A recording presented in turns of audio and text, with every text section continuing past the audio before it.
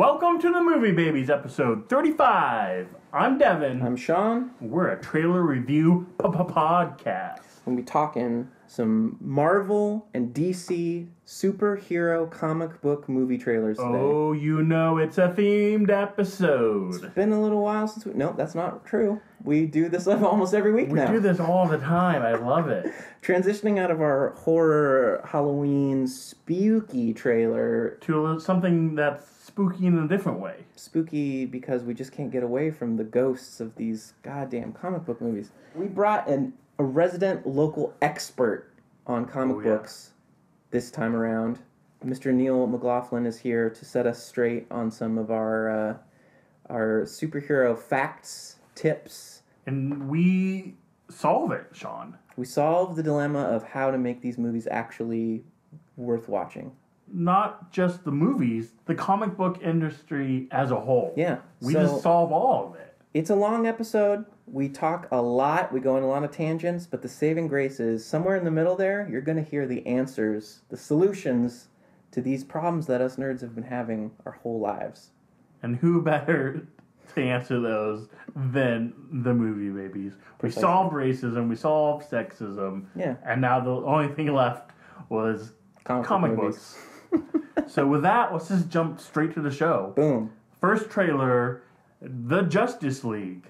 And Thor Ragnarok. Suit up. The world remains in mourning after the death of Superman.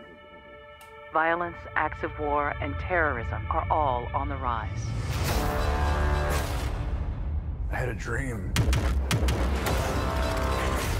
It was the end of the world.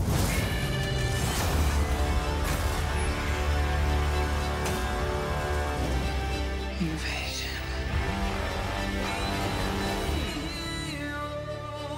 I think it's something more. Something darker.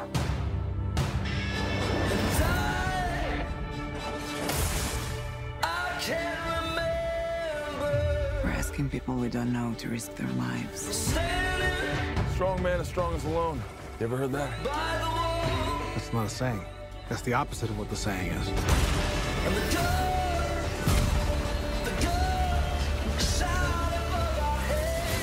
Divided. We are not enough.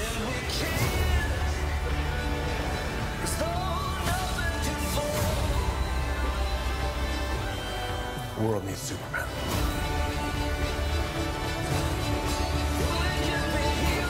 I made him a promise.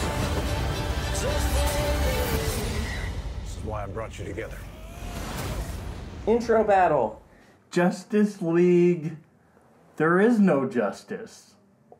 Just us. Just us, League. Just please leave.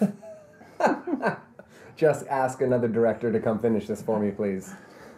We're gonna talk about this ridiculous. What is happening outside? There is like a jamboree outside, a one-man jamboree, just singing and dancing. But Anyway. Is that a weirder choice of music than the music we got in these two trailers? That's a great point. Let's talk about that in a second. If we can, really quickly introduce. We've got a guest who was long time in the making of a Movie Babies episode. We've kind of been talking about like, oh man, we need to kind of save the right trailers to have this guest come on, and I think we finally got the two that are going to make the most sense. Local comedian, comic advocate. Is that a title? Yeah, that works. Ice cream slinger, yeah. record slinger. I know you with many titles to your name. I got a railroad face. For those of you that don't know, Railroad Avenue is like the threshold of Bellingham, and I've worked up and down that spot more than a streetwalker. You be working on the rail. Oh my God, I never made that connection. There it is. Theme song. Thank you, Devin. Neil McLaughlin is here. Welcome. Thank you. Thank you for Thank you coming. very much Thanks for for having me. setting us straight for all these superhero trailers that we're gonna dive into today and get a lot of facts wrong that we need to check with you. Neil, what's your history with comics? Oh, geez. Well, I used to get beat up a lot, and girls didn't really pay attention to me, so I just kind of fell into the fantasy worlds of books and movies and video games, and comic books seem to be the best thing in my entertainment world. I love the fact that when you read comics, you kind of create your own dialogue, like the voices come through by your own thoughts and the soundtracks that you kind of put there, like, oh, in this moment I'd be listening to this, or this would be this, and it just, I don't know, it's with my imaginative brain, comic books kind of play out like a movie before it hits film. Right. And so I really dive into it. I really like the character development. I love the fact that every single month there's a cliffhanger. Yeah. And it just like grabs you by the balls and you're just like, damn it, I gotta wait 30 days for this. Does that, now that we're in an age of Netflix throws a whole season of something at you all at once and you can do it all at once, does that feel like you wish your storytelling still had that kind of like parse it out kind of feeling, or are you kind of now like comic books are frustrating because you're like, I'm used to getting everything at once? Yeah, it was basically as soon as like superhero movies came about, it was like, yes, finally I can get my friends who won't read this comic book to love this character, and we can fall in love with it together, and through the movie I'll get them to read the comics, and then we'll have long dark discussions into the night. But Stranger Things is definitely the opposite of that. Like, you know, House of Cards definitely plays like you could watch it once a week, but the fact is that why would you do that if you got the whole graphic novel in your hand? Yeah, do not make me go on my comic book rant. I think that's what we want you to do. Right, That's why we're here. So you don't like the issue to issue? I don't props to everyone who owns a comic shop, because I can't imagine like making that work like in this day and age, streaming, digital. One issue is like, what, $5? Yeah. The latest Thor issue was $5. Oh, really? Yeah. Not a full story. Sometimes because they're rushing them out. Oh, yeah. They're like, we have a deadline, you gotta have that out. Like, sometimes the art and writing is very hit and miss. Interesting, okay. There's like 12 different Batman stories. So even if you were like, yeah, I want to get into this, where do I start? It was like, well, good luck. So I've always wanted to be a big comic book fan, but because of these reasons, it's like it's so intimidating and it's so expensive that I'm like, I can't do it.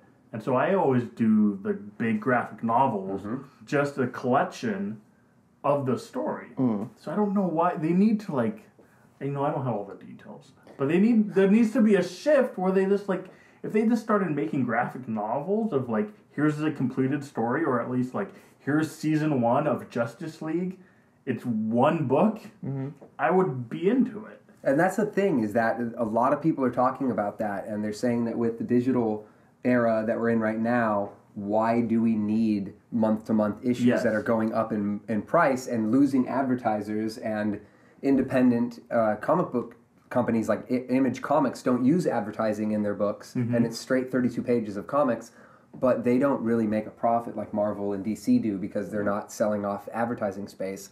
But Marvel and DC are also, they're not losing money in their sales because they really have never made money off of comic books. They make money off the marketing of the characters. That's insane. I know. It's like, I know. why are you still doing that? Right! Especially now where it's like, okay, you have the MCU. You're just trying to have the DCU.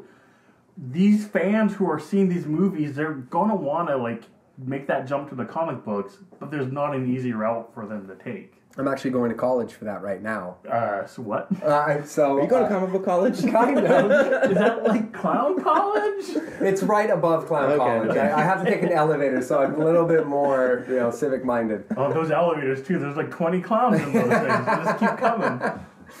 So I got my degree, I got my associate's degree at Whatcom Community College in visual communication, which is basically just a fancy way of saying I'm a graphic designer. And my studies basically focused on graphic novels and comic books and sequential art storytelling in general.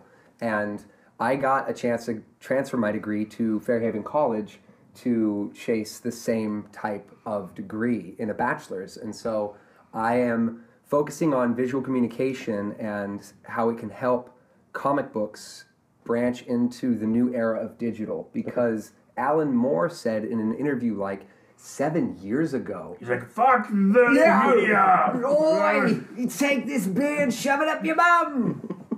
That was the worst Alan Moore impersonation ever. He's liking it. He's like, oh, this is great. Someone asked him about digital comics and if he liked digital comics, and he said that we've never seen a digital comic. And the guy was really confused because he's like, I have an iPad full of them right here, like, what's up? And he said that the internet is such a new era, such a new area of study that we really don't know what it can offer, specifically for two-dimensional design and how we hold ourselves back by taking print and putting it on a screen and accepting the screen as the paper. Okay. And so he says that wouldn't it be nice to be able to go into each panel and look around and then jump out of the panel, go to the next one? Or wouldn't it be great that, like an animated comic, you have voice actors, you have a soundtrack that's waiting for you to turn the page and it won't jump the gun, like there are ways that Marvel and DC and Image Comics are doing this, especially with like Comixology and all these other new forms of comic book mediums, but it's very open, and I feel like we haven't seen it yet, and I want to help find that, and I want to help the movie fans to be comic book fans and comic book fans to be the movie fans by creating a bridge between the two. Interesting. Yeah, I like that. I'm Okay, so sold. there's a lot to explore there. Right. How do you feel about the kind of just dumping comic book properties onto a movie screen? And that's really kind of the main monetary thing that's going on right now with both of these big companies. Does that feel like a unnecessary, like, are we missing a step in between there where we can still kind of meld the two concepts? I think so. I especially think that because we have so much information online, there's no need to put as much information into a 3-hour film, let alone a 2-hour film. If you want that the audience to be smarter and you want to treat them with respect, give them the information of a backstory. If you want to do a Justice League movie and you had no build up to it, like let's say this was Howard the Duck era and they really wanted to do a Justice League movie, they're not going to do the MCU thing where they're going to build up each Avengers story and then have an Avengers movie. They're just going to go into it, and if they did it right, they can go, you know who these people are. If you want backstory, we have an entire catalog that you can read. This is a new story in a new universe, but we grab from the comic book world, and then Christopher Nolan is a perfect example of taking a product and redesigning it for the real world and creating a huge universe that you could play in, but DC didn't like it. They took it away from them. To expand on that idea too, it would be cool if the movies acted like what would be like the big crossover issues in the old days, where it's like you had a comic book, I'm going to follow Guardians of the Galaxy, the comic book. There's one book, so I can follow along, and then the big event. Not only is it going to be, it's not going to be just a comic book. It's going to be the movie. I mean, that sounds like the perfect marketing tool to get someone like me and you who are like, I guess I've always been a comic book fan, but I can't claim to be because I don't know all these timelines and everything, to follow a course to an event that then the world can enjoy together. And then kind of speaking on what you were saying, Neil, is having that connectivity between the comic book fan and the movie comic book fan be the same demographic to kind of fuse those things together. That seems like a no-brainer. Right. Like all of a sudden your Infinity Wars or whatever is just the movie at the end of the year, and all, I mean, it would take too much managing, I guess, to make sure things flow into a reason to have every storyline like filter into this end of the year movie. Less so than what they're doing now. If you have like 12 Batman books, they're all supposed to be in like the same universe. Like I can imagine like trying to like counteract all that and like, oh, you can't have Batwoman do that because in the Batman Inc. series she's off in Japan. It's like, well, shit.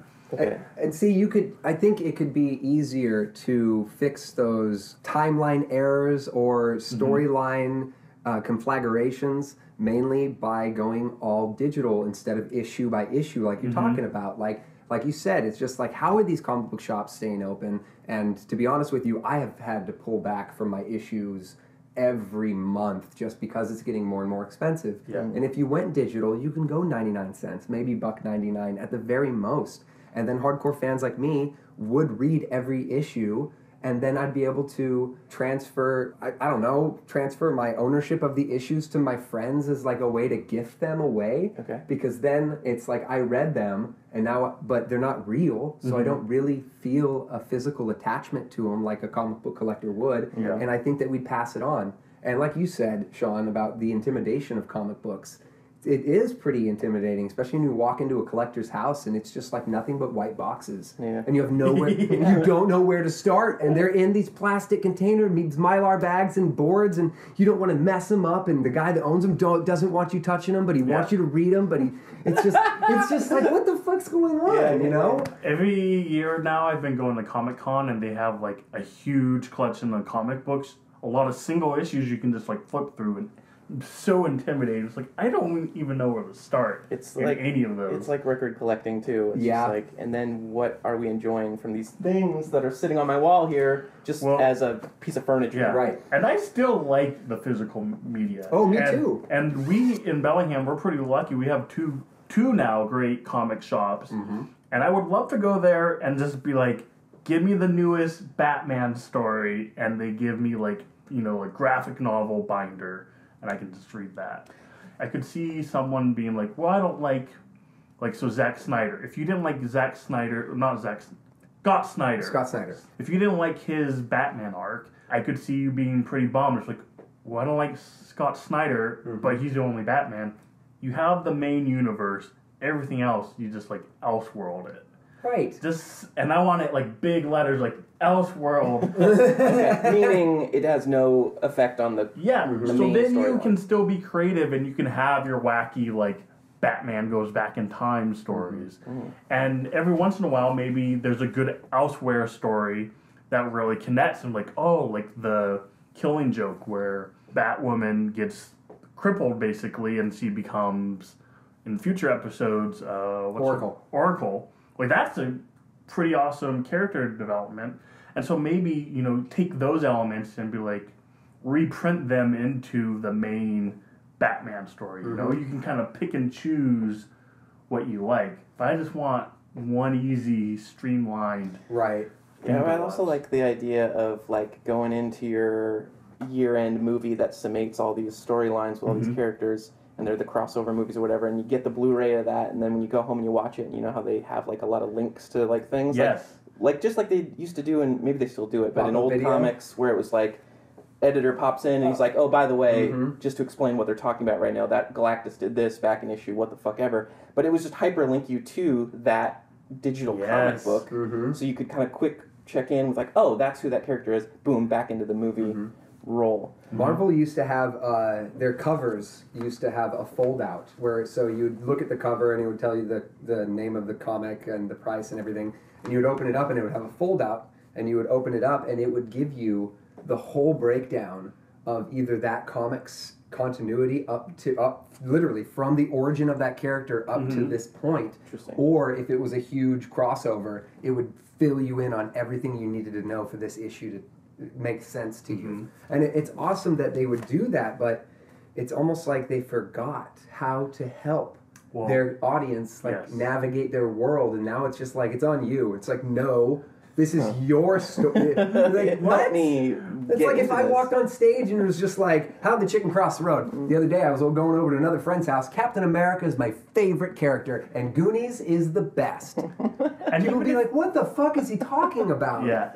And even if you did do that and you like looked it up online, you'd have to buy multiple different books. If it's an old book, you'd have to go to like a Comic-Con and like flip through all the issues. Oh yeah. But I think we did it. You guys solved it?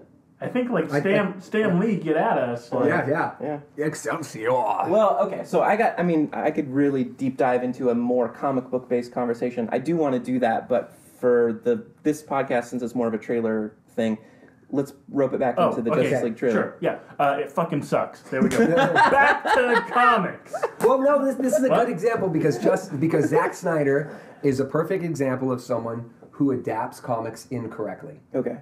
Absolutely. For anyone out there that knows me, I did have great... I liked... How do I say this without getting my face punched by the time I walk out of here? I liked Man of Steel to some degree. I liked Batman vs. Superman to some degree. Devin almost flipped the table on that one. So the reason why I liked those films to some degree is because I love Kal-El. I love Superman as a character. As Nick Cage's son? Is that yes. He is seriously one of the best characters in fiction to look up to. He is so honorable, noble, kind. The best thing about Superman is that he could kill every single thing in the world, and every day he has to not. Mm-hmm. And the fact that if he can knock a house down with his pinky, think about how he has to concentrate on hugging Lois. Yeah, Neil, I think about this stuff every day. Right, and it just walk out the door. And that's what I fell in love with comic books more, because movies never get that much character development. But now with Netflix and all these long, I like to think of Stranger Things as the longest running Steven Spielberg movie ever made. Sure. And we're about to see the second part of it. And it really does help us. Like Kevin Spacey's character in House of Cards is so much more of a despicable character, but then by the time you get to season 3, you actually feel sorry for the guy, and you start to have feelings for this villain, and that's Shakespearean, where you can't point the finger and say Othello actually deserves what he got, because he is a hero who got screwed over, but at the same time, he knew what he was doing, therefore he was aware of his actions, and isn't that villainous? And so it's just like, it's this really cool idea that comic books extrapolate on, and movies don't seem to get it right unless it's an MCU. Marvel movies know what they're doing. They take the character and then they put him in a real-world setting, exactly what Christopher Nolan did. That's true. And Marvel now, they found their formula, but now they just stick to that formula. So it's like they developed Pepto-Bismol in a lab, and then now it is just Pepto-Bismol. Right. We gotta flip the script a little bit. Okay, so in what we saw with the Justice League trailer, this kind of doing the Marvel formula. It's funnier, it's teamier, it's kind of got the things that people kind of thumbs up about Marvel and kind of thumbs down about previous DC movies being too serious and gritty. They even went as far to steal Joss Whedon from the Avengers. There you go. Yeah, so hit me to this thing. Zack Snyder had a loss in his family, got replaced by Joss Whedon. Mid-movie? Mid-movie. I think he was 75% done. Yeah. Oh, okay. Keeps going back and forth on how much input Whedon actually has. I think he did do some reshoots. Even from trailer 1 and trailer 2 that we watched, there does seem to be more humor in trailer 2, and it seemed a little more Joss Whedon, quippy, especially the Flash character. Yeah, now it's kind of weird to me to look at this and go, well, so it's just, I'm looking at these two corporations kind of battle each other for, who's got the football, and then they kind of just tackle each other, and, it goes back and forth being kind of the same, we're just getting the same thing from both of the universes. Well, DC's trying to distance themselves by being the darker of the two universes. But they're not anymore. No. But now, that didn't work, and it wasn't because, I think they mistakenly went, oh, people don't like dark. It's well, no, we don't like crappy movies. Yeah.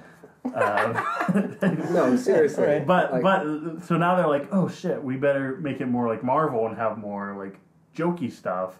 And so that's probably why you have Aqua Bro, as Neil put it, my man. Yeah, he's being Thor, basically. Absolutely. Yes. Okay. So they didn't. That makes sense on why they didn't cast him as blonde. Because people would be like, why is Thor in Justice League and Avengers? And you're actually, you're dumb. He's not Thor. He has brown hair. Can I ask you guys this? How do you feel about this being a team movie before we've had solo movies for Cyborg or Flash or Aquaman? Does that matter to you at all? Yeah, I think that if you were, like I said before, if you were going Justice League as the first movie, then I could see offshoots. But the fact that they started with a Superman movie, then went straight, just jumped the shark and went straight for Batman v Superman, then yes, we need a Cyborg, we need a Wonder Woman. Well, we already got a Wonder Woman, but we need those individual movies if you're going to go into the Justice League. Now I feel like they only care about Superman and Batman and Wonder Woman. The rest could go to hell. That's all we know. Because also, in the trailer, they're saying, divided, we aren't enough.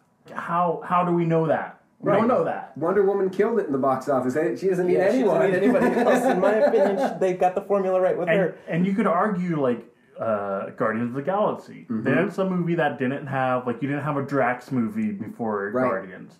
I think the difference is the Guardians, they're kind of a lovable bunch of losers, and the whole premise of the film is we can only do this together because we're so fucked up. We're the Breakfast Club. We need each other. Justice League, that's not their gimmick. Every member is a hero. Right. Almost a Greek god. Right. Exactly. Like, yes. that's the thing. I've always thought the Justice League is so much more unbelievable than the Avengers. As weird as that is to say, I can see Captain America existing in our real world more so than I can almost anybody in the Justice League. And that's kind of how those characters were originally modeled, or it kind Absolutely. of eventually got revised to be modeled after this kind of Modern mythology. Yeah. Okay, so let me ask you this. If they're all kind of gods, and they don't really need to team up necessarily to, like, deal with big oppressive forces, what are they fighting in this movie? What's this apocalypse invasion? It's the planet Apocalypse. Okay. So in the DC universe, Jack Kirby, God rest his soul, that lovable man, he invented basically the new gods, which is a place called Apocalypse and a place called, New Genesis. Mm-hmm. And New Genesis is basically Earth with freedom all over it. Massive amounts of high technology, massive amounts of understanding and expansion of knowledge, just basically a heaven. The most superpowered planet in the known universe. Okay. Apocalypse is the opposite of New Genesis, and it is basically a planet full of wrath and slavery and hatred and weapons of mass destruction. I thought you said rats at first. No, they probably do have rats.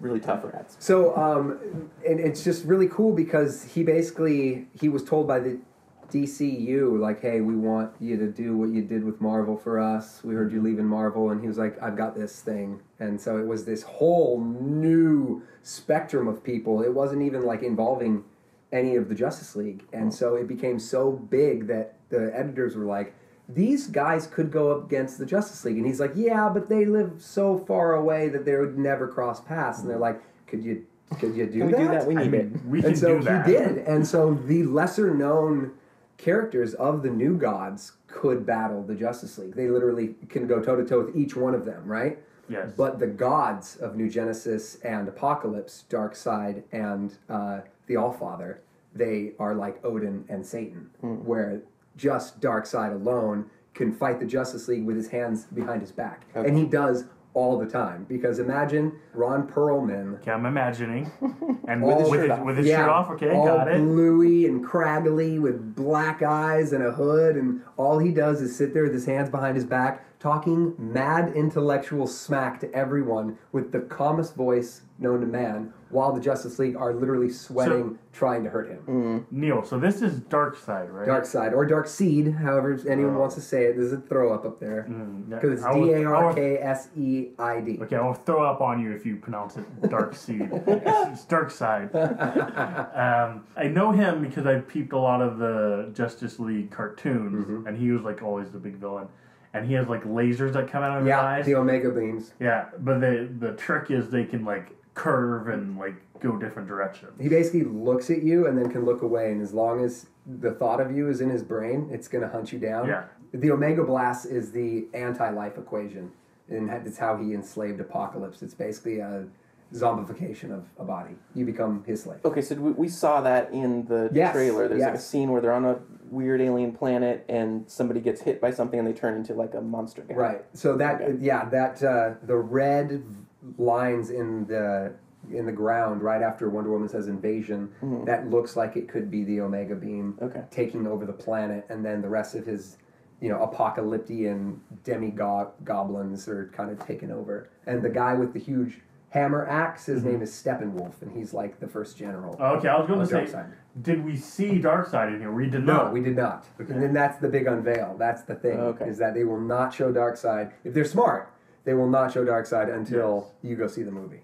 And then, interesting. I mean, they're banking on a lot. They are, and the thing is that they're all going to lose, and then Superman's going to come back, and that's when Darkseid. Then they're going to win, and then Darkseid's going to step out, and then I've already seen the movie in my head. Because Darkseid is the Galactics.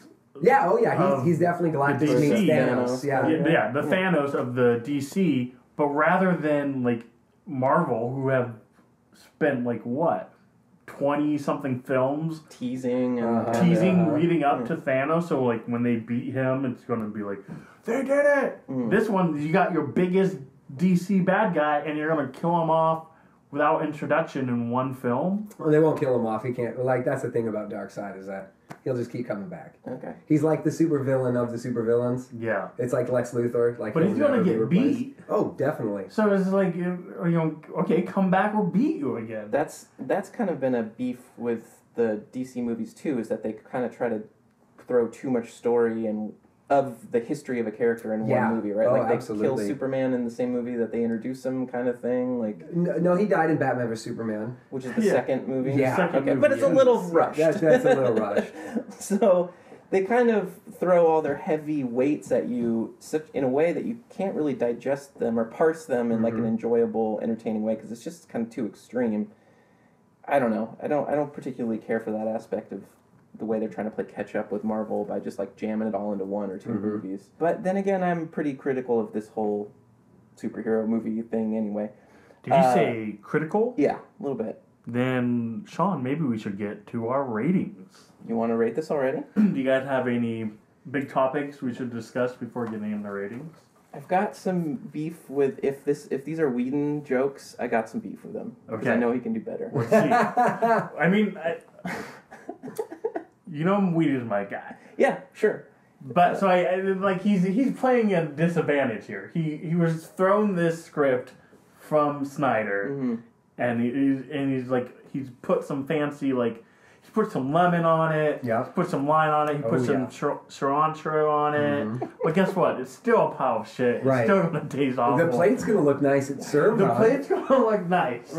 Don't get me wrong. The quick jump to Batman all of a sudden being as funny as all the other characters from the other movies. Oh yeah, it does not work. That doesn't work for me. No, and it's just like you said. If you don't like Scott Snyder's Batman, don't try to force feed Scott Snyder's Batman to people who don't like that style of Batman. Yes. Pick the Batman that is the most liked, and we all know he's the brooding king of the world. Right. He's got to be brooding. It's funnier of a contrast to have him be kind of like, oh, I'm gonna take my toys and go home. Everyone's being all funny and goofy and like I'm trying to be serious and like I kind of like that. Like an Aquaman relationship with a brooding Batman could be comedy gold for the screen. But it doesn't sound like they're going to do that. It sounds like they're going to do the thing that I had a beef with Guardians, which was make everyone funny. And I don't think that works. It's weird that Batman's even doing the recruiting and setting up this whole Justice League. He should be the one they're trying to get, but like... Isn't that always the case? He's the one who's like, I don't want to play with you. Yeah, he doesn't want the group because he realizes it's a potential for danger to put all these super-powered people together in like this sort of like ruling government thing. Yeah. Like he sees that as very problematic. It would make the most sense to have Wonder Woman, who's like more of the general and, take charge. Except for the fact she's such a great feminist icon that it would be better if she was like, I can do this by myself. I don't need dudes. So I don't like that idea either. And we don't know anything about anyone else. No. So we don't. It just leaves it to Superman, and he's got to be dead. So I don't know. It doesn't. Yeah, they've kind of painted themselves into a corner here. I do like though the one line, not because it's funny for intended purposes, but when Aquaman just like does a Denzel Washington, like, my man. Like, I don't know why he does that. It doesn't make any sense. It's because he's just set foot on the dry land, and he's been watching the shit out of Washington's discography. That's all He's got like, down there. oh my god, this Denzel Washington is amazing. We have nothing like this in Atlantis. I want there to be a lot of Little Mermaid jokes at Aquaman's expense. Oh, yes. If we can work those in, then I'll be happy. I was pitching to you guys earlier, how great would it have been if you want to remake Aquaman? Just have the 50s one of him, with him riding dolphins into this bleak, dark, like, Zack Snyder film. He's basically like a Care Bear next to everybody else because he's just so, like, silly, and he's got the green tights and everything. Amazing. I like that idea. It'd be like if you saw an animated GIF in the middle of Schindler's List. Yeah. Like, what the hell is that? Because even though, like, I give him credit for trying to reinvent Aquaman here, but we're all going to think of, like, the bright orange and green, him, like, having fish shoot out of his arms. I don't know what he does. He's talking to fish. Okay, I want you to write Aquaman from now on. Yeah, he has an eel belt that he wears. Did they do this in the comics with him? Because I remember somewhere in my teenage years starting to see Aquaman with, like, a beard and a hook for a hand. And it was, he's a little more intense. In the animated film, they actually did a revamp of him where they gave him, like, a hook hand. How did they get rid of his hand in that? Was it Black Manta feeding his hand to I think some he's sharks? like trying to save his son or something. There's like, it's really dramatic. It's like he tried to save his son, and then like he lost his arm, and it's like a reminder or something. I don't know. But I mean, going into the revamping of Aquaman, of all the times they've tried to revamp Aquaman, they've always kept him blonde-haired, blue-eyed, kind of Arthur Curry. This is the only time I've ever seen them actually like change his like nationality in a way. I don't like it. He looks like he's a Pacific Islander almost, and to me it makes a little bit more sense. But if that was the case, and with all that mythology being around, why didn't DC just originally do that? Yeah, it's a good You idea. should have just got The Rock, made him They're Moana. like white people, that's why. It's the whiteys. Okay, it's a long-ass trailer. We watched the first trailer and the second trailer, and I was like, this feels like 20 minutes of my life. Which leads me to think...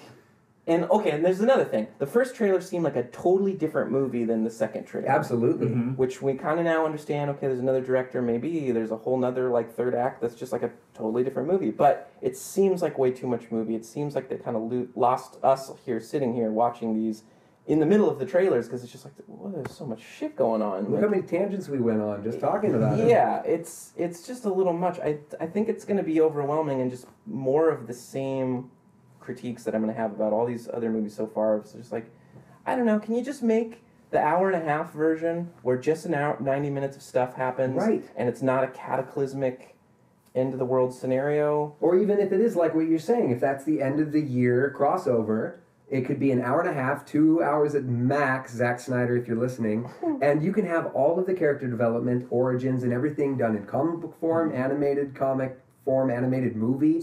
You guys are, like, DC, listen, you guys are huge. You have money. You have Warner Brothers money. Why are you messing this up? He was strangling the phone. Because I love Marvel. They've never let me down. Even with their stupid crossovers and their stupid money-making ideas, they always think of the fans first. But DC is always getting just bitch-slapped by Warner Brothers, and they never stand up for themselves. And I don't know why. I just don't know why. I give it 2 stars. Well, that's a good segue. Oh, great, let's use it. We are going to rate this trailer. Sorry, I'm pointing at a thing. Oh. But not with stars, Neil. That was out of 20, by the way. No, I'm joking. We have our own rating system here at Movie Babies. It works even worse than stars. I don't know if you've been to the movies within the last 10 years of your life, but there was a very brief stint in the Regal theaters where there was like a Coke ad that was like, we're all the same when the lights go down. And there's a couple like little quips from that commercial that we've used as our rating system. The old grandma who says, I love robots. I love robots. That's the rating we use for when we're like, this trailer's bullshit. Okay. I love Thor, not Aquaman. Yeah. And then In Space with Zombies. In space with zombies. Is what we use when we're like, okay, it's fine, but I could use something, or like it didn't quite sell me or whatever.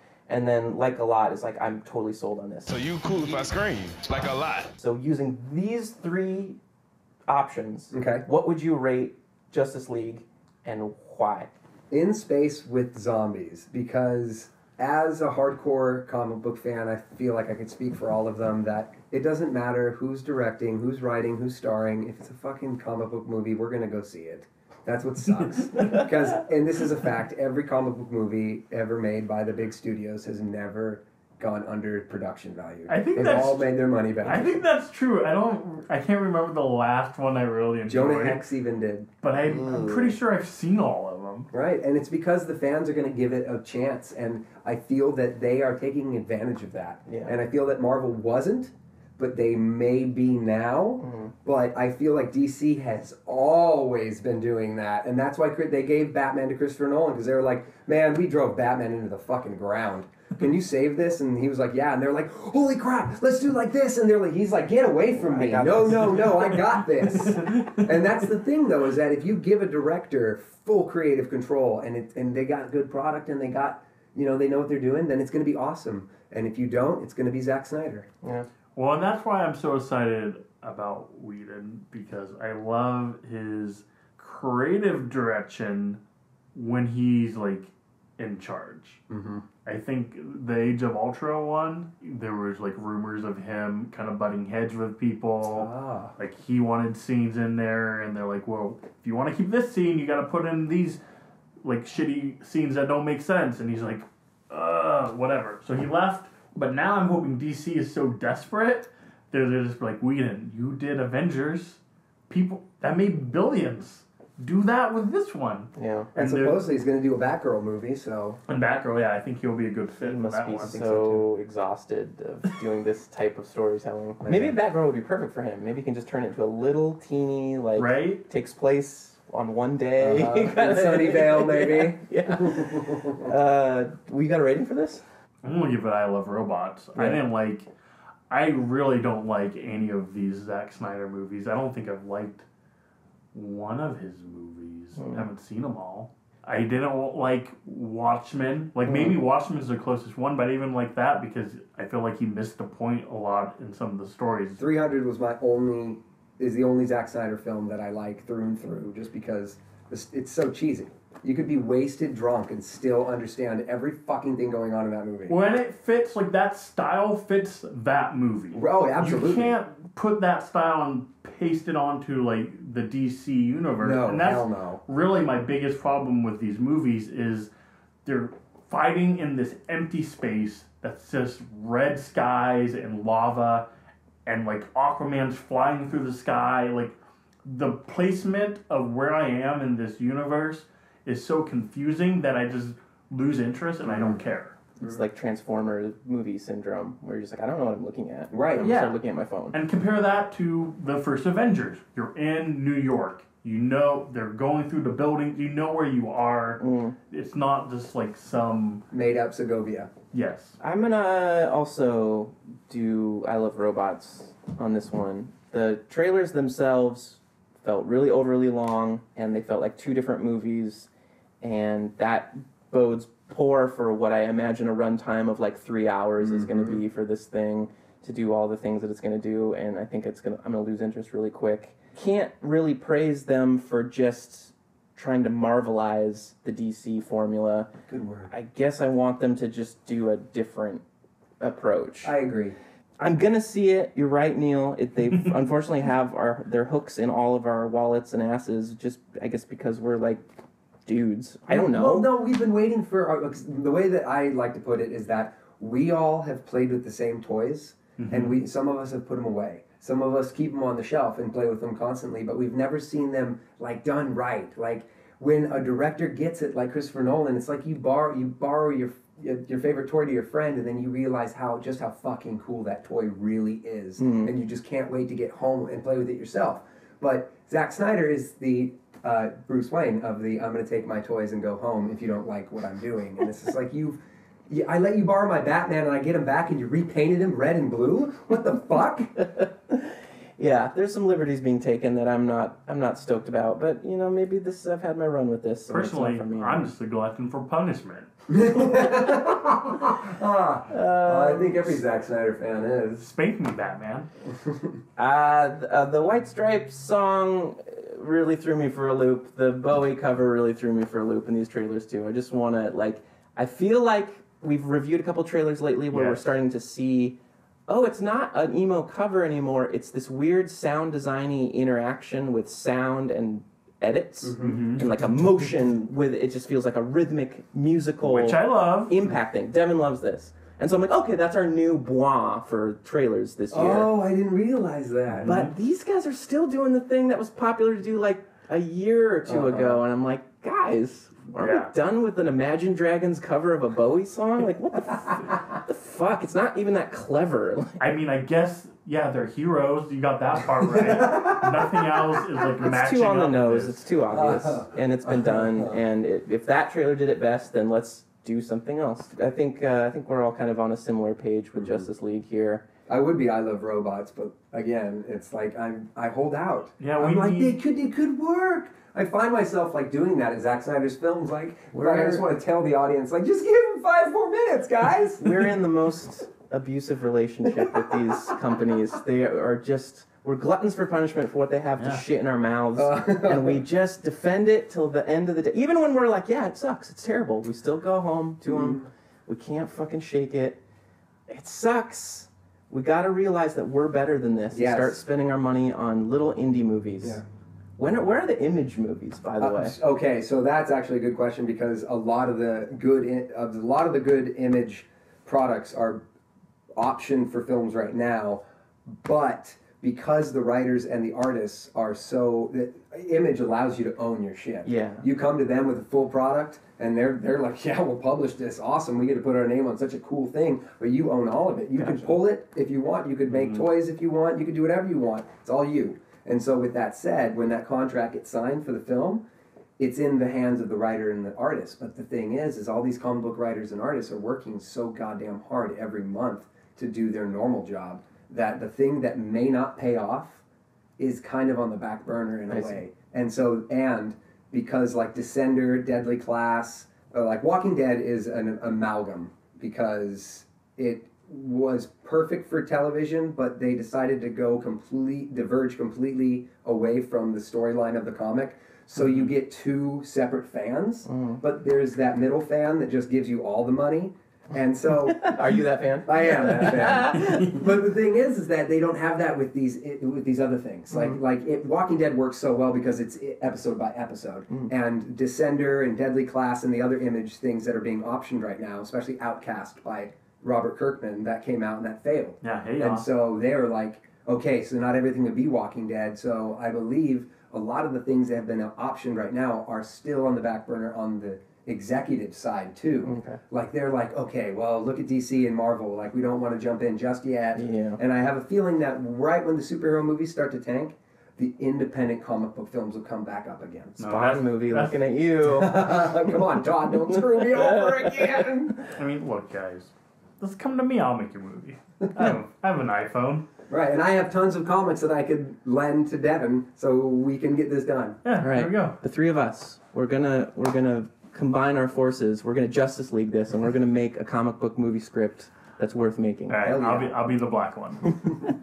And that was the Justice League. Now I know what you're thinking. How did this happen? Well, it's a long story.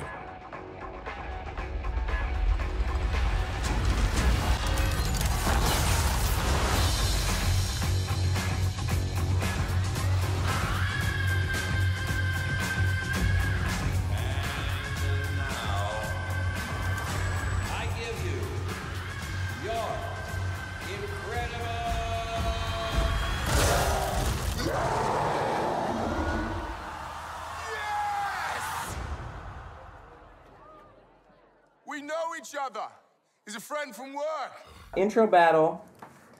Thor. What is it? Ragnarok? The Casbah? Fraggle Rock. Thor Ragamuffin. Yeah. It all started here, but I'm getting ahead of myself. We're already on the ban list. I think that they think they're making a joke about that. I think that's what's happening there. It's so meta that they're just doing it straight-faced. This looks like Guardians of the Galaxy. Thor. Oh, absolutely. Yeah. Even to the graphics of the trailer. They have... The end shot is the same end shot of Guardians Volume 2 trailer where Drax is like jumping into that big gooey monster. Yeah. And they did the exact same thing with Hulk jumping into the fire monster. And they're putting a team together. It's in space with zombies. Probably. Tons of practical effects. And the biggest change too, Hulk is Drax now. He's just a mouthy guy.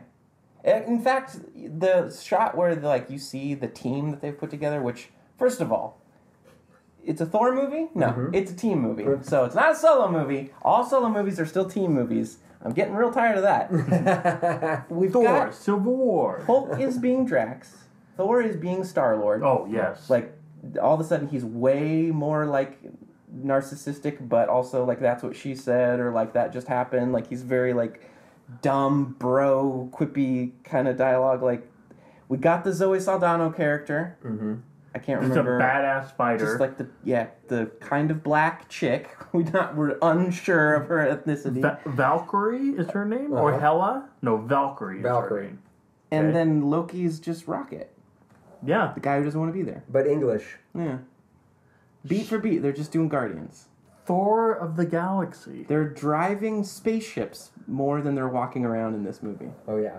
Does Kirk show up in this one? Well, no, because they have Jeff Goldblum. There we go. There's no reason. Yeah. Apparently, Jeff Goldblum and what's his name? Benicio del Toro. They play brothers. Sam Neill and Jeff Goldblum are in this one. Sam Neill's in it? Yeah. Oh, Jurassic yeah, Park reunion.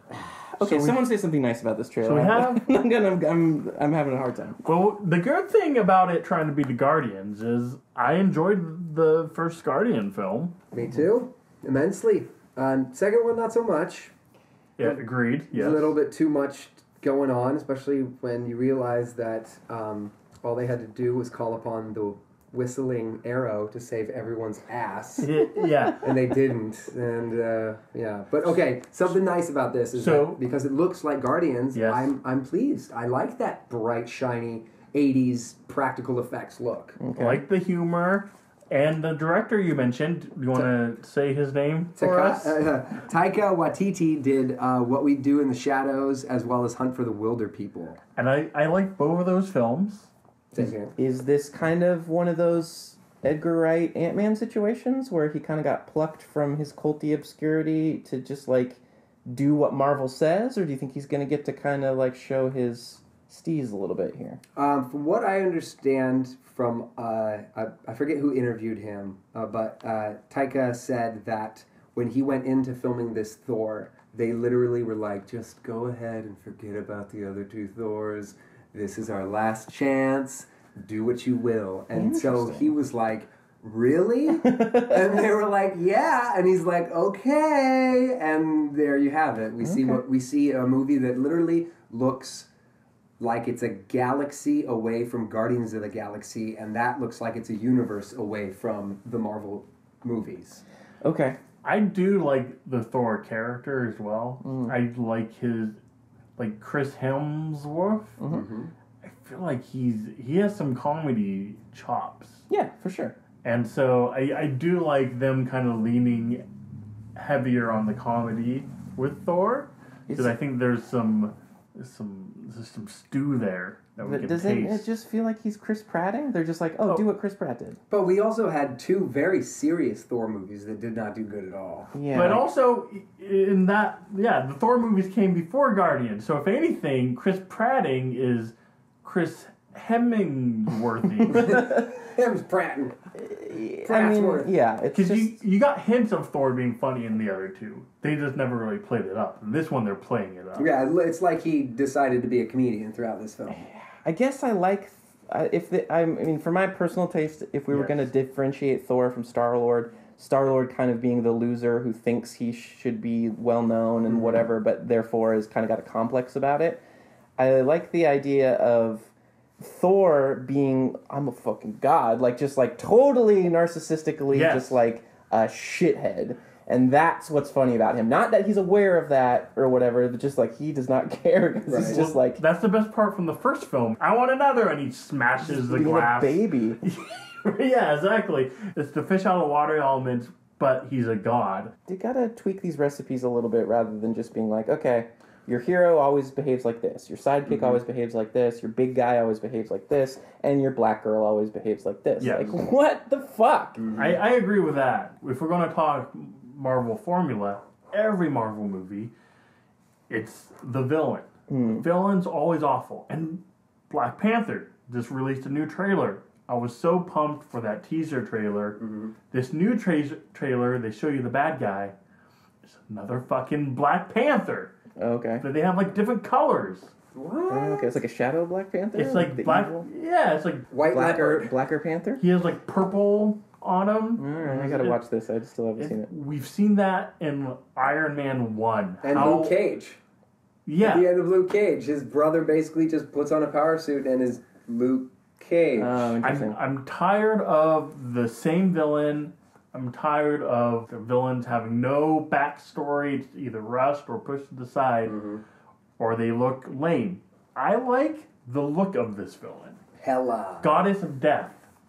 The character's name is Hela. That's pretty funny. She's hella fine. hella scary. She does look scared. That moment where she's like, I'm the goddess of death. Yeah. You know, like, oh, I don't want her saying that over my face. She's those big horn things. What was the movie she was in? Hannah or whatever, where she's like the head of FBI or CIA, and they're after that little superpowered little kid. Yeah, that's Hannah. She plays a really over the top like bad guy, like a mustache twirling bad guy in that. It's pretty fun. Like, I think she could do it. I think she could have a lot of fun with this role. That being said, the design, the slow motion stuff looks kind of Zack Snyder. Yes, it does. And that's actually going back to 300 and the reason why I like 300. We have that in filmmaking because of 300, so I hate 300 for that. Yeah. But 300 did it first, so I tip my hat to them for that. Mm-hmm. But at the same time, I'm just like, we all saw 300. Yeah. We don't need to see these effects continue. That's like if someone took Bruno or Bruce from Jaws and put him in another movie and didn't call it Jaws. They're like, oh yeah, look, it's a purple shark. It's like, it's fucking Jaws, dude. No, it's not. DC and Marvel need to just fuck each other already because they want to so bad just be the same company. Just one gets this aspect right, and then the other one does it, and the other one gets this aspect right, and the other one does it. It's like, why are we cannibalizing each other so hard? But if we keep doing that, eventually we'll come out with the perfect movie. Mm-hmm. Okay, maybe, Justice League versus Avengers? No, because every Marvel and DC crossover has been horrible, so... It's going to be like the last... Like, who do we have left? Well, Squirrel Girl? Well, at least there'll be no argument of who will direct it. We'll just get Joss Whedon to do it, and it'll look the way they have always looked, because they all look the same. Okay, another thing. Yes. I like the little tease that this could potentially be a tournament movie. Oh, yes. Where they have to, like, battle in a gladiator kind of situation. Yeah. Galactic Spartacus. Yeah, that seems cool, and I'm assuming that's somewhat referencing the Planet Hulk thing. Is that what that thing was all about? The moment Hulk comes out, every person who read Planet Hulk was like, oh, because that was a tournament kind of storyline, He gets, basically, this is pretty cool. So... There's an Illuminati in the Marvel Universe, and it's Professor X, Mr. Fantastic, Doctor Strange, Tony Stark, Black Panther, and sometimes Steve Rogers. But where's this movie? Exactly. And so they decide that the Hulk is probably one of the worst things that's ever happened to the Marvel Universe, and they think that the best thing to do is to send him to space. Like, seriously, they trick Bruce Banner to go into a rocket, and then they send him to a planet that has all of the necessary, like, things to help him survive and live in a peaceful world without anything that would kill him, because he could turn into the Hulk. So he could just walk around eating fruit, masturbate, do whatever they want. He's a scholarly man. He doesn't want to do that. Like, and not only that, they literally kidnap his ass, send him to the moon for a mission, and then accidentally the rocket coming back from the moon goes into a wormhole and sends him to this planet. But because he's Hulk and he's freaking out, he knocks himself out of the wormhole, ends up in a different galaxy, goes to the slave planet of Skaar, Skaar, and he's so hurt by the crash that they embed an obedience disc in his chest that while he's Bruce. And so when he gets hulky and he tries to rip it out, it's like one of these things that the more pressure or power you apply to it, it exerts just the same. It's like a Chinese finger trap. Exactly. And so he becomes a slave, and it's the exact story of Gladiator. Oh, interesting. Okay, fun. So I like tournament movies. I like the Flying Guillotine and like all those old like kung fu movies that are just get together, Mortal Kombat. Yeah. Those are great. I think I would enjoy this movie if it was just a Gladiator movie, but I have a feeling that's just a tease to introduce Hulk and Thor, and we leave that world immediately. Now I'm a little worried because, I was saying how I was pumped about this Goddess of Death lady, but now I'm realizing, they have this tournament world they're going to have to solve first that she has presumably nothing to do with. Because it's a whole other story. It's Jeff Goldblum's thing. Yeah. He's like mojoing them. Yeah, that's good call. I didn't think about that. Yeah, and so it's like, we're going to get another instance of like, this lady's not going to have enough backstory. She gets thrown in there. Or the tournament thing is just going to be like 5 seconds. Yeah, like we saw it. Because I know like, people have been pushing for this Planet Hulk movie, and like, I know a lot of people wanted this as a separate film. as a separate Hulk film, which they probably should have just done. Well, they still could. If this is the end, if they do it where... Wait a minute. Actually, no, I take that back. So, this shows the end of a movie they make later. Prequel, baby. So it's just the first and second act, and then the other movie was the third act. Oh, yeah. I guess. Wow, yeah, I guess, yeah. That would be amazing. Wouldn't put it past Marvel. Yeah, I don't know, just the puzzle piece aspect of like, we'll take this design element from this thing that was popular and, totally pillage and destroy this storyline just so we can use this one character, and then we can throw it in this big pasta that's just like, doesn't taste good at all because it just doesn't have any of the extra world-building atmosphere that the whole enchilada would have. It just feels like, I don't know, like really doing their own properties a massive disservice. But they made that with rainbow pasta, so it looks real pretty. I do like the rainbow gimmick. There's a lot of rainbows. Freaking, a lot of Care Bear. Such an 80s reference, every aspect of it.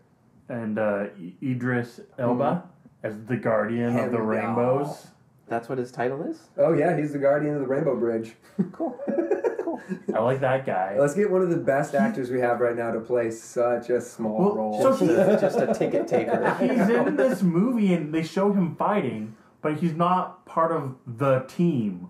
Good call. I was like, why is it? Because there's not that character in Guardians of the Galaxy. Right. We want him to be Groot. And they are fighting on the Rainbow Bridge, and so he has to watch the Rainbow Bridge. And unlike Cyborg, popcorn. and unlike Cyborg, 90% of his black skin isn't covered, so can't have him as the main team member. Isn't he also just like a totally, like he doesn't say anything? Like he barely. He's a man of few words. Yeah. But he has sweet armor.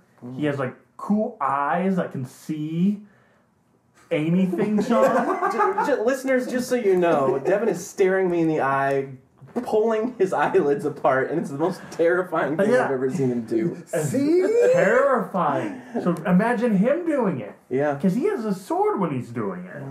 Well, we'll see how it gets underutilized in this movie. The one thing I did really like about this trailer is that all of the Thor fans, comic book Thor fans that read Walt Simonson's run on Thor, as well as Jack Kirby's run, are like, all of these colors make sense. This was how colorful the comic books were during the 60s and 70s when Thor was like almost like a comic that you would trip out with. It's pretty psychedelic. Right, and so with the aspect of like Steve Ditko, Jack Kirby, and Walt Simonson, they brought that whole like, this is bigger than what you think. Like anything can happen, and it feels like, whoa, okay, cool. Whatever you throw at me in this film, I'm just gonna believe. Like watching the Justice League one back to back with this one, it's like a world of difference. Absolutely. Because even when this Thor one has moments of Hulk about to slam into this like fire devil, and there's no like real environment you can see, it doesn't stand out as like phony like the Justice League one. Where am I right now? This is an action figure game. Even though it does seem otherworldly with this tiny Hulk figure about to smash down on this giant devil, it looks visually pleasing. I give Marvel trailers all the credit here because they've been making heads and shoulders above all the other, like they make the best comic book movie trailer. Yeah, for sure. They somehow know to just like grab their best material and build it in a way where you get your little funny quips in there, you get your action sequence stuff. It all follows the same kind of formula and everything, but it makes that look appealing. And then when you get into the movie, you're like, there's that thing I saw from the trailer, there's that thing I saw from the trailer, and then everything in between is just like, just wasting time. And you would think with so many deleted scenes from these comic book movies that they would use the deleted scenes in the trailers to make it so... Because like that's the one thing about a comic book fan. If you work at a comic book store, you have to order comics 3 months in advance. And so everyone working at the comic book store is literally looking at the covers 3 months from now. Okay. And so sometimes it just ruins the storyline. And you're like, oh, he's not dead. Yeah. Fuck. Yeah. And so it feels like that's the case. Is that every time we go see these big movies that we watch the trailer 17 times of, we are just waiting for that scene, and it's kind of taking us out of the story. We've talked about this on the show a couple times before, of our kind of different viewpoints on the idea of doing alt-take jokes and alt-take action sequences and stuff, just specifically for the trailer, because you know a certain demographic's already going to watch it. Give them some red herring stuff so they're not just in the theater going like, I saw all this shit already. It's a great idea. Hollywood, you listening? Never, they never are. They don't. For some reason, they don't. Going back to like those old like Hitchcock trailers where it's just him being like, "Go see my new movie," like anything to just like flip the like, you know, I'm gonna see it, so just sell it to me in a different way. Get Stan Lee up there to do that. Yeah. Oh hey, I haven't died yet. I tell about you. This is my new friend Chris Hemsworth. I'm gonna suck his dick in front of all of you. Enough said. Who's the god now, Hemsworth? God of Cumber. We haven't talked enough about dicks and buttholes and stuff in this show, so we're getting it out of our system. Let's get it out now. I don't know. What else? So is the hammer a metaphor? Oh, he lost his masculinity. Yeah, we saw a scene of his hammer being crushed. Oh, Goddess of Death can crush an indestructible hammer. You don't see who does it, but... Yeah, we do. It pans over to Kate Blanchett. Oh, well, yes, she definitely does it. It's her. And then it says he's on a mission, on a trip. Of self-discovery. Discovery. Who is he without his hammer? He's just Star-Lord. What is a man? What is a man without his dick? That's what we'll find out. The good thing about it is that I've seen most of Taika Waititi's movies, and I love every aspect of it. I thought Hunt for the Wilder People was one of the best films of the year last year, and it's because I think he understands subtle humor and how subtle humor is really connected to just like sadness, and how like you have to have both in order to make them. In order to make you feel sad, you got to have a good life, and in order to have a good life, you got to go through sadness, you know. And so he understands that, and so. Even with like the cheesy aspects of the trailer and the cheesy like colors and the practical effects that look like they're straight from Guardians of the Galaxy, I know that the trailer can't convey how good of a storyteller he is. You think we're going to get some heart in this film? I do. I really do. Do you think someone's going to die in this movie? Maybe Idris Elba, just because he needs to get the hell away from the Marvel Universe and get a new character. Don't do that.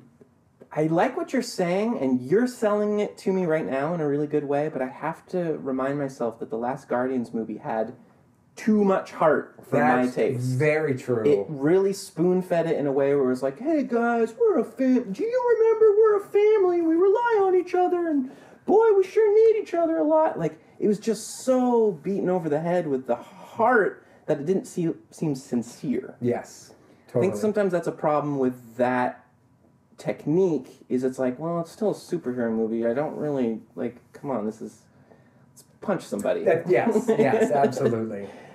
I don't know. I mean, you might be right. And he might be the guy to do it and get that blend perfect. That's a hard blend, though. I mean, like, because Winter Soldier is my favorite Marvel Cinematic Universe, just because it literally is, like, one of the best political thrillers I've seen. It's such a fantastic action movie. Like, it just stands up to, like, all the good spy movies I watched as a kid. But, like, it's Captain America. And so it's got this, like, okay, so standalone, it's just a well-written, well-directed film. And then it has one of my favorite characters in it. And it's just like, okay, that's really cool. And I feel that Taika, I'm not sure. You've pronounced it like 6 different ways. I know. Now. I like Waititi, I know that's his last name. I just have a feeling that it'll be like that, where people were going to walk out and be like, what did I just see? Okay. Was that a superhero film, or was that a mystical space film? Or do you want it to subvert the superhero genre? Yes. Okay. I want it to take Thor in a route where we haven't seen him go before. Because, like, right now, the superhero films are bigger than the comic books, like we were talking about. Like, how are the comic book shops staying open? It's because of guys like me who will constantly give to them because that's where we go.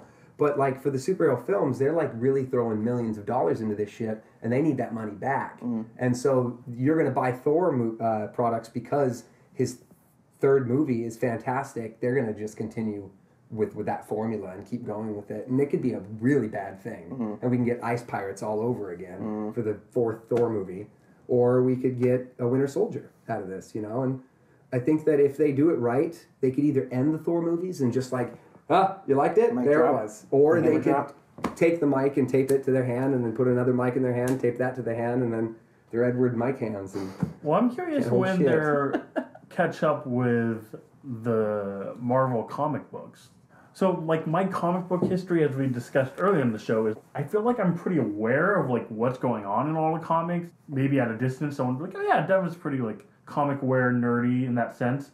I've never read them, but I'm just, like, interneting them, or, like, because the stories and, like... No, but see, you're doing the geek thing.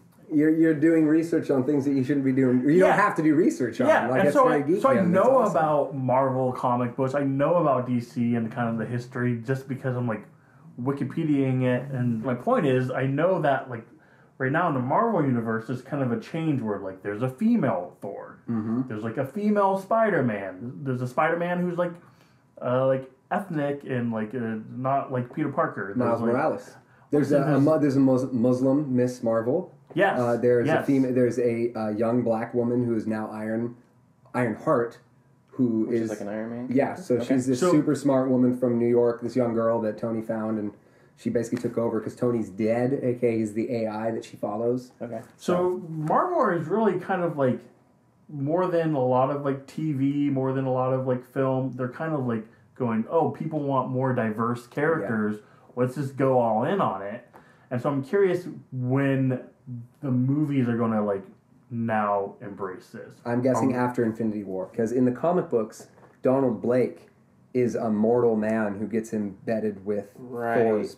Basically, Thor gets cast down to the world and he has to become a mortal man, but then he cracks down his cane and becomes the god of thunder. It's weird that I only know that from Adventures in Babysitting. Right? See? Vincent D'Onofrio is one of the greatest Thors ever! God. Sorry, go on. See, Marvel should have made a Thor movie in the 80s. It's actually, they did. It's just coming out now. One, yeah. But that's the thing, is that if they do it right, if every single franchise has some sort of grab, has some sort of fan basis, then they got it. They won. Thor will be forever remembered by kids, not just from comics, but from moviegoers. And we got to that point where I walk around Fairhaven College and I see, like, Black Widow, Captain America, Iron Man backpacks and hoodies on people that I know for a fact have never read the comic books. Gotcha. They're just hardcore fans now because of the movies and cartoons and all that. And so if they do what you're saying, Devin, where at the end of Infinity War, they literally retire these heroes by killing them off, and then we come back with, okay, Marvel, what are you going to do now? It's like, oh, well, you just wait. We got a female Thor coming. We got a Muslim Miss Marvel. We got a black Spider-Man. We got all these people ready to go. We got millennials Marvel universe. But see, how is that going to work? Well, with the movies, because supposedly the sales for Marvel's new diverse line isn't that good, but the fans are loving every minute of it. And it's because the issues aren't selling as well as the graphic novels, but the graphic novels are selling like hotcakes because they're available at like Barnes & Noble and Amazon. And like you said, it's just full story right there. Well, yeah, and also, like, I'm curious, like, if I can go into a comic book and I know Thor from either I grew up on him or I know him from the movies, and I go into a comic book shop, I'm not going to want the Jane Foster Thor. Right. I'm going to want the one I see on the big screen. Absolutely. And see, that's another thing, is they just brought back Thor because he was the unworthy, and then he didn't have his hammer, and she had his hammer, and now I think he has his hammer again. So they're always doing this. Because, I mean, if you really think about it, if your entire company was built on issue-by-issue sales, then you are literally a carnival barker. You're like, oh, stay tuned, readers, I got something for you next week. And it's just like, next week you're just going to have Peter Parker come to a standstill with the villain again, and then you're never going to conclude that, and then you're never going to conclude this. And if the movies continue doing that, then they're fine. But we don't like that as moviegoers. We want to see a conclusion with a tiny little hint that something may be coming back. But I mean, like, imagine if you left Usual Suspects without finding out who Kaiser Soze was. And then you had to wait 2 years to find out who the fuck Kaiser Soze was. Yeah. It would drive people crazy. What's in the box? We'll find out in 2 years. I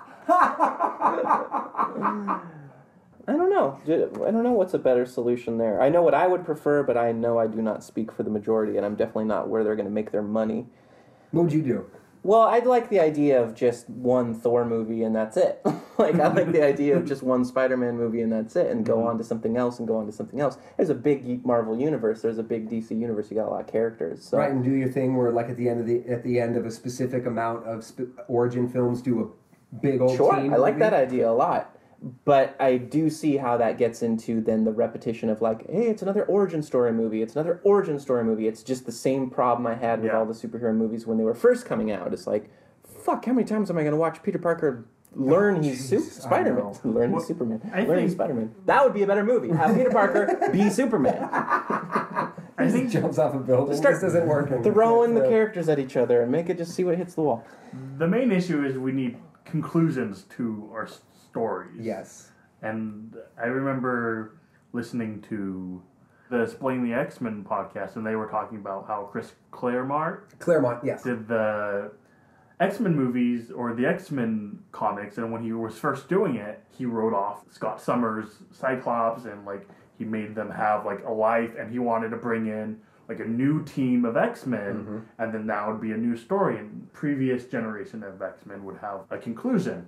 And then, you know, through pressure, like you bring them back. You bring them back.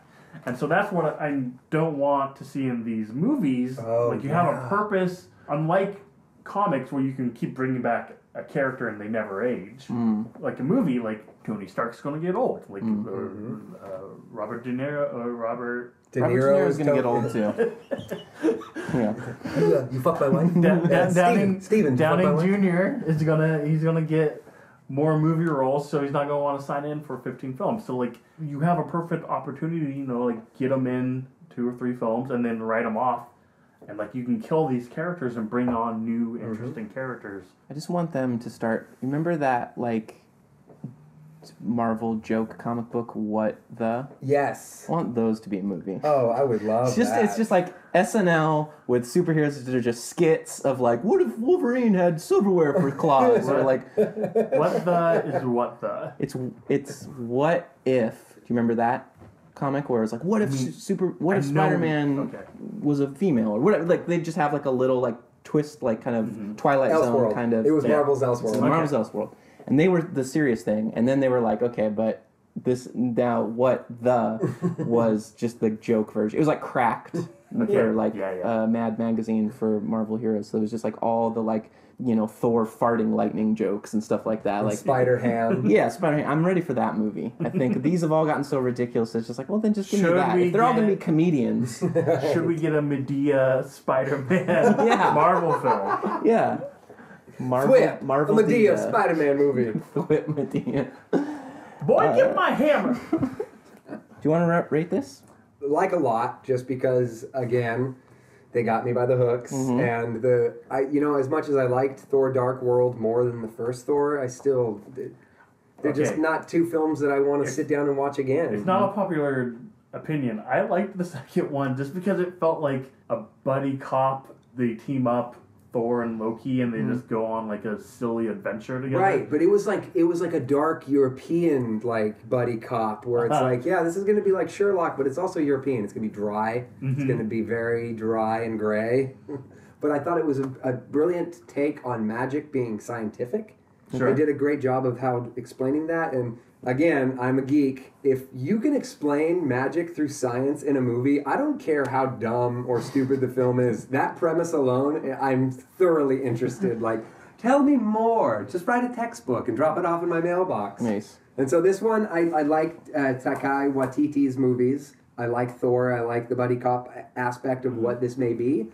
I'm a little worried that everyone's a comedian, like you said, and I'm also very worried that they are going to basically take the same formula of Guardians of the Galaxy and give it right back to me with a mythical aspect. So it's kind of in between in space with zombies and like a lot. Ooh, Neil, I don't like it when people do that. You gotta commit to one. Okay, then I like it a lot. Okay, good. You're gonna make him Hulk out. That is my Hulk trigger. If I start flipping tables. And you don't want to see him when he's angry. It looks a lot like this. Devin, you got a rating for this? I'm giving Thor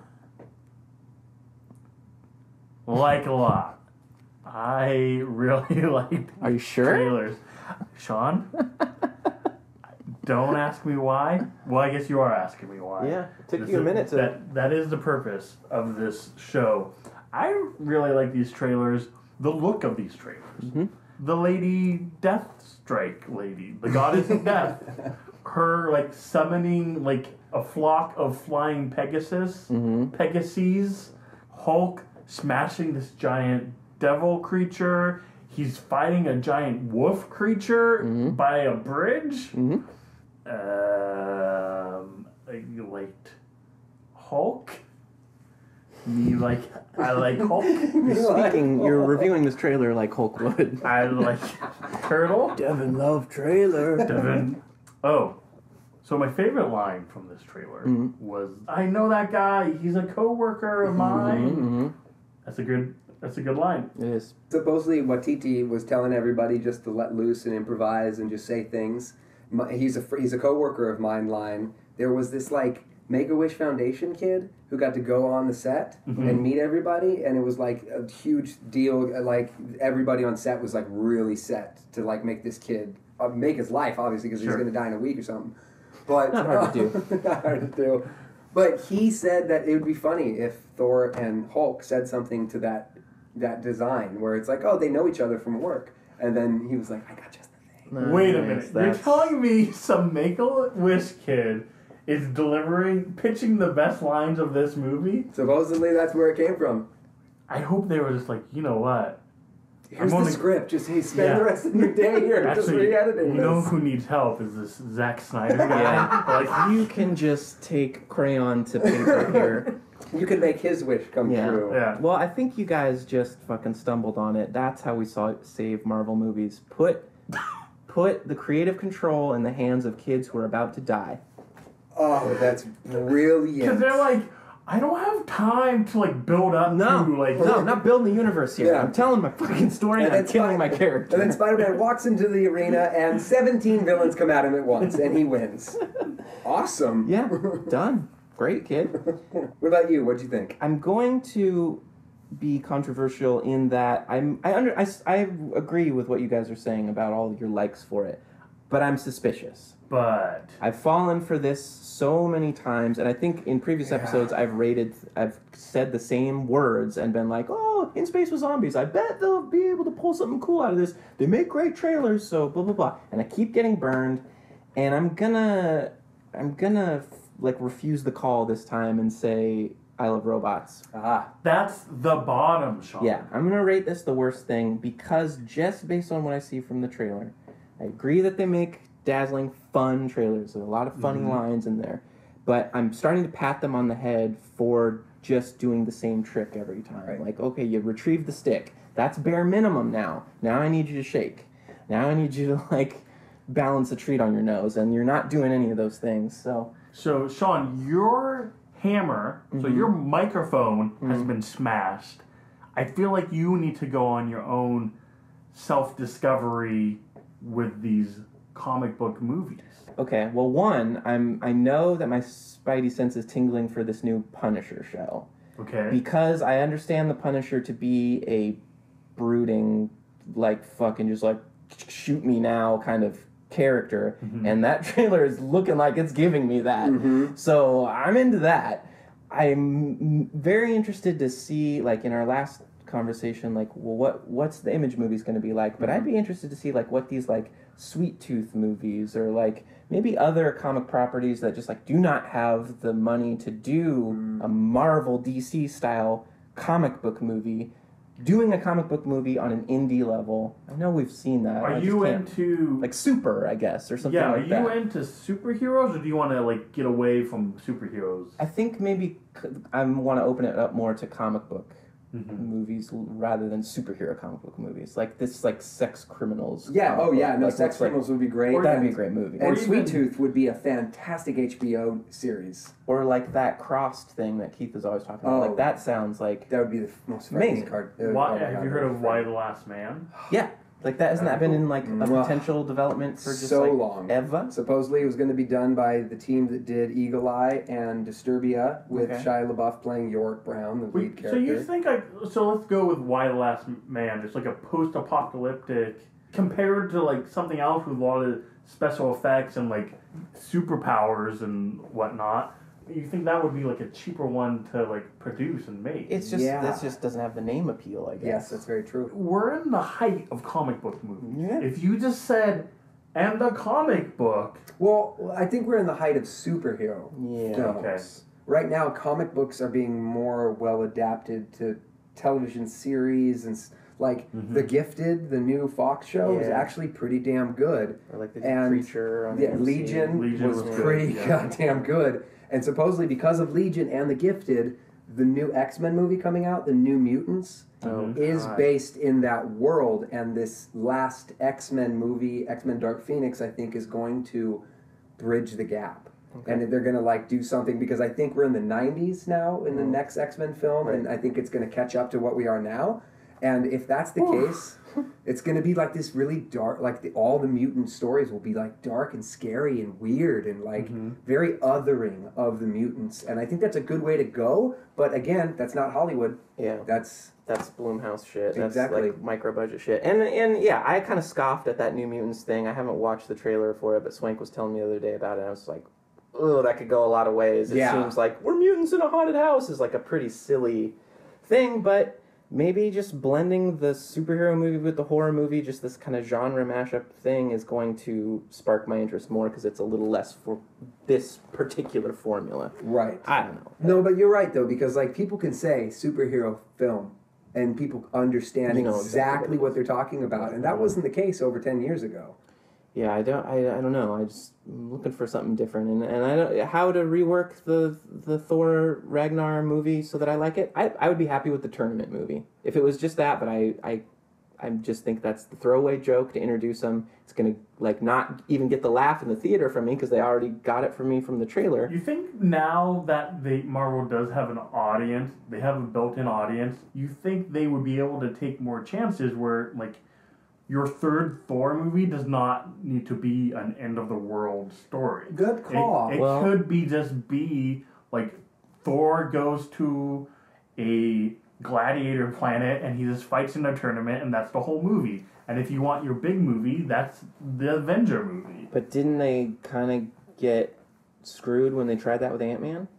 Like, wasn't that divergent from the cataclysmic end-of-the-world thing? Yes, and therefore it didn't get the dap that it maybe deserved for trying something different? I enjoyed Ant-Man a lot. I think I did too. I'll have to rewatch it. But it's just a heist movie. Right. Right. And that's a cool spin on the superhero movie. Yeah. I mean, did it not do well? Compared to Avenger-y things? But it's also called Ant-Man. which is the thing. It's like, so it's speaking to what you're talking about. It's like taking chances on smaller property fringe characters or whatever is maybe like what you can try to do when you're at the height of your money making, but you can only do that for so long, because you know you can make gajillions by just doing Thor 4, Avengers 9, like. But I agree with you. There's something George Clooney said back in the day, because it was right after his third directed film came out. It was like everyone was just going gaga over Confessions of a Dangerous Mind, and he said that you do the big budget so you can pay for the indie budget, and then you do the big budget to pay for the indie, and you just do this back and forth. And he's like, I don't know why Hollywood doesn't do this. And it's like, that's a good I think it's call. Because it requires the intention to make something artistic in the first place. Yes. And that's where I think whatever entities hold the purse strings for these movies are kind of like, they're the last word on if we're going to spend money on this thing, because it's like, well, why make the little movie at all? Right. Yeah. Especially because if they were making, like, I could see them coming into Ant-Man and being like, oh yeah, that's nice, here, do this now. Be like, but I don't know, that's not this film. It's like, yeah, but we own it and we need a fight. Right. So, yeah. Well, hopefully one day one of us will get up to the top brass and let them know, what's what, and maybe things will change, but... We'll do it Punisher style. We'll do it Dogma style. We'll just walk into the board meeting and start whispering dark secrets in their ears. Ryan Covington, do this for us, will Yes, ya? please, Ryan. Get your Hollywood connects to do the right thing here. It's really funny, going back to the comics, Thor Ragnarok was the ending of the Thor series, and he died in it, and he stayed dead in the Marvel Universe for quite some time. Okay. And it was a very serious comic book. What is Ragnarok? What does that mean? From what I understand, it comes from the Norse mythology of the end of the gods. And so they all war, and they die, and it restarts everything. And so these Norse gods basically are living their life knowing that at some point Ragnarok will happen, and they will all fight and die, and then they'll just get reborn again. So it's this constant cycle. So that makes it even more confusing. If all the gods, that would include Thor then, and Hela, they die and they get reincarnated as different people. This would be the perfect time to introduce that new Thor, but we know that can't happen because we have Infinity War coming. Fuck.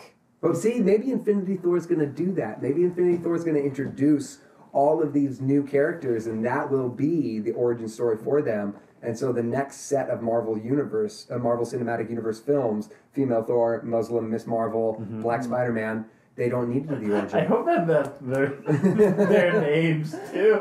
Black Spider-Man, and then all the Trump supporter people are like, oh cool, when Spider-Man had the black costume, no wait, what? Fuck! I want him black on the outside, not black on the inside of the outside.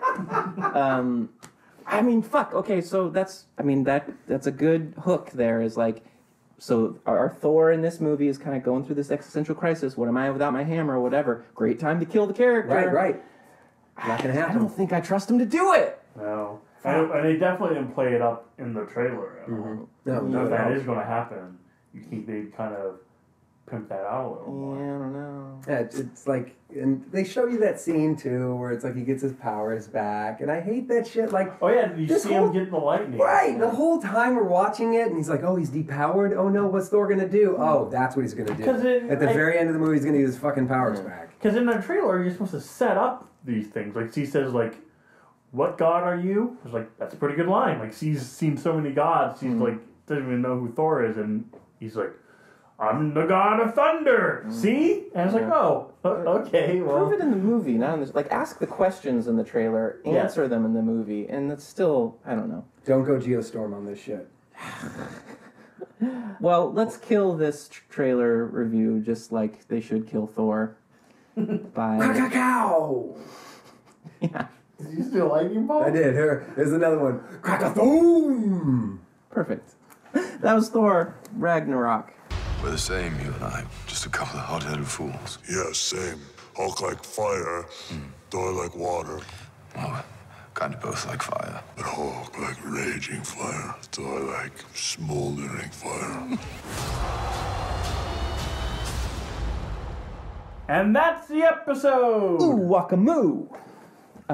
Thank you to our guest, Neil McLaughlin, for coming here to my home. It's not a weird way to say that. I don't think he's ever been here before, so it's nice to have new people come through the joint.